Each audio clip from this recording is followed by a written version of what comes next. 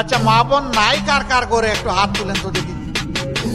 ওরে বাবা, ঘরের ভিতরে চলতে পারেন তো সমাজে চলতে পারবেন না? ঘর আপনার চলে না নারী ছাড়া, সমাজও আপনার চলবে না নারী ছাড়া। নারীদের কিছু কর্মক্ষেত্র আছে, এটা আপনি পারবেন না, আমিও পারবো না। আমার মায়ের, আমার মেয়ের, আমার বোনের, আমার স্ত্রীর কিছু কিছু বিষয় আছে, এটা নারীদের জন্য ডেজিগনেটেড, এটা পুরুষের দ্বারা হবে না।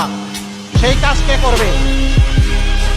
রাসূলুল্লাহ সাল্লাল্লাহু আলাইহি সাল্লামের জমানায়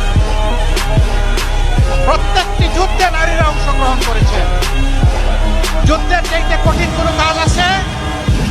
সেই কাজে যদি সম্মানের সাথে নারীরা দেশপ্রেম বুকে নিয়ে অংশগ্রহণ করতে পারেন, তাহলে দেশের প্রত্যেকটি সেক্টরে আমার মা বোনেরাও কাজ করবেন ইনশাআল্লাহ।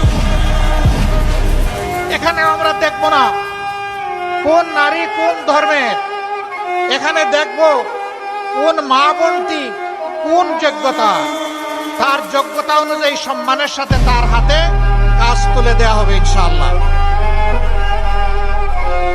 আমরা এখানে আমাদের প্রিয় দেশ এবং জাতিকে আর